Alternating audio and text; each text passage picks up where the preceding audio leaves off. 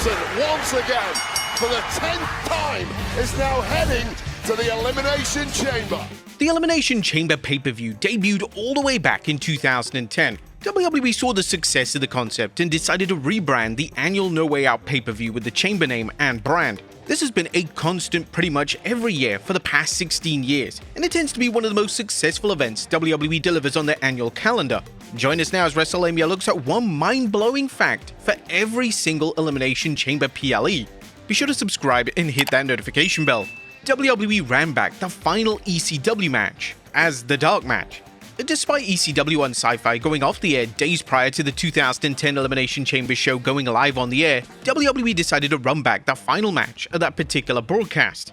Christian would meet Ezekiel Jackson once again, and this time, Christian came out with the W. Whilst the babyfaces usually win dark matches, the reason for this booking call was likely due to criticism faced when it came to the last ECW episode. A lot of fans believe that Christian should have been the last ECW champion, and this was likely WWE's way of making it up to the audience. 2011, the final chambers of the modern brand split. The 2002-2011 brand split was shattered in the summer of 2011, and this meant that that year's chamber pay-per-view featured the final respective chamber matches of the inaugural brand split.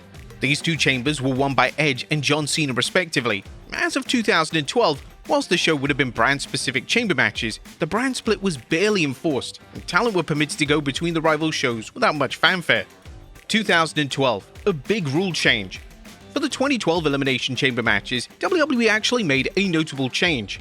In previous chamber matches, wrestlers were permitted to pin their opponents on the outside of the ring. However, in 2012, this rule was erased, and pinfalls had to take place in the actual ring now.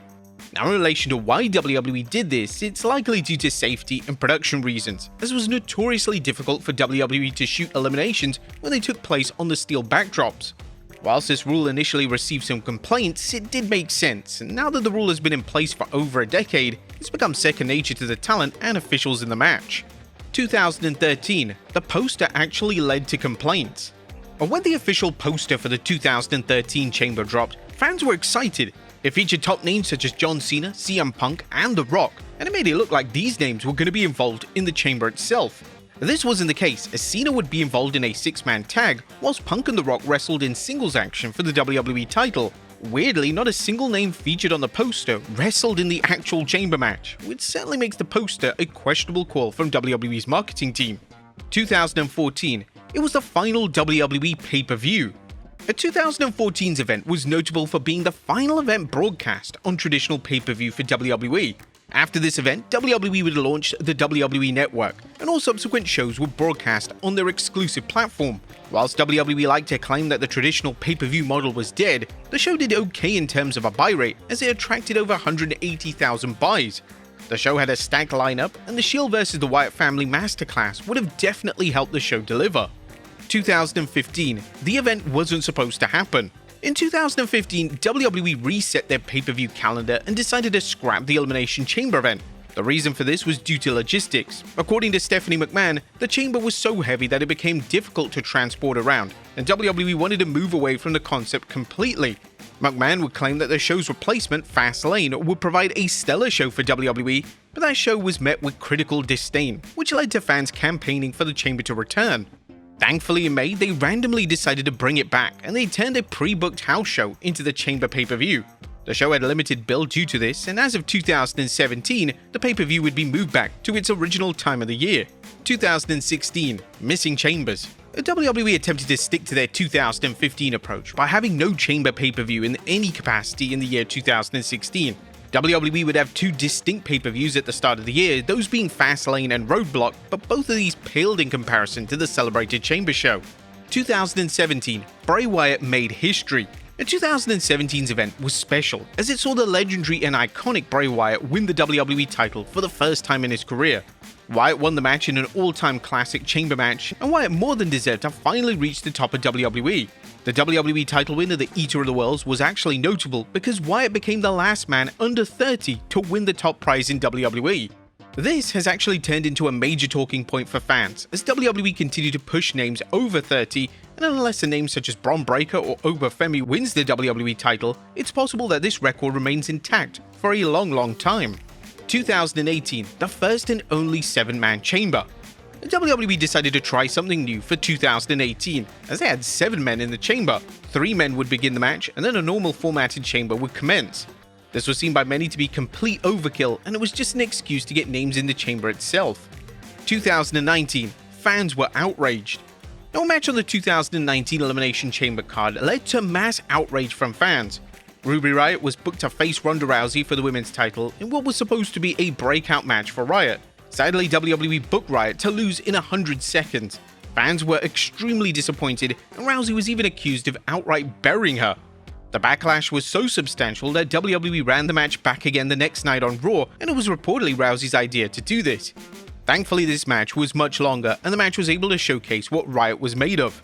2020, the final pay-per-view before the world shut down. The 2020 Elimination Chamber pay-per-view was a historic pay-per-view. This was the final WWE pay-per-view broadcast before the COVID-19 lockdown. The next time the WWE delivered a pay-per-view event would be WrestleMania 36, and this took place at the WWE Performance Center in front of 0 fans. WWE was fortunate that the global shutdown took place after the Chamber event, as there's no way that they would have been able to have the Chamber at the WWE PC, so the 2020 event would have no doubt been cancelled. 2021, WWE introduced a major change. The 2021 Elimination Chamber would take place at the Thunderdome, and this would see WWE have fans in attendance virtually via LED screens. This made for a unique setting to say the very least, and WWE decided to go all out for this show by delivering a shock title change. Miz would cash in his Money in the Bank to win the WWE title. This show was also notable as WWE introduced a new format to the Chamber. For the SmackDown Chamber, the winner immediately faced Roman Reigns for the Universal title. Whilst great on paper, the winner of the Chamber, Daniel Bryan, was basically squashed by Reigns, so a lot of fans believe that the new rule was completely pointless. From WWE's perspective, it's likely that they wanted to make the Chamber exciting, but it just didn't hit the mark. WWE would actually never revisit this concept again, which was probably the correct move. 2022, Brock Lesnar was worried for a wrestler. Brock Lesnar recaptured the WWE title in the Elimination Chamber PLE in 2022, and the final spot of the match saw Lesnar deliver an F5 on Theory from the top of the pod. This was one of the most dangerous spots in the history of the Chamber, and a lot of things could have gone wrong. Whilst Lesnar is one of the toughest and legitimate pro wrestlers of all time, he's also known for being a constant professional. When the match was over and Lesnar was exiting the chamber, he would insist that a referee go and check on Austin Theory to ensure that he was okay. Lesnar's comments were actually directly picked up on camera, and the moment itself went viral for all the right reasons. 2023, Brock Lesnar went completely off script. Bobby Lashley and Brock Lesnar brawled in a 4-minute match that actually ended with Bobby Lashley defeating Lesnar by disqualification. But after the match even ended, Lesnar continued attacking Lashley and the referee, delivering multiple F5s and eventually putting Lashley through the commentary table. All seemed normal for a Brock Lesnar match. However, Lesnar went a little too far with the F5s and actually went off script. Lesnar was not actually supposed to deliver a second F5 on referee Chad Patton. But what was Lesnar's excuse? Well, reportedly, it's because he felt like doing it. And since this is Brock Lesnar, he's not going to be reprimanded for it. 2024, WWE had to black out the feed. Dominic Mysterio was actually so hated in Australia at the 2024 Elimination Chamber that WWE were forced to cut to a black screen.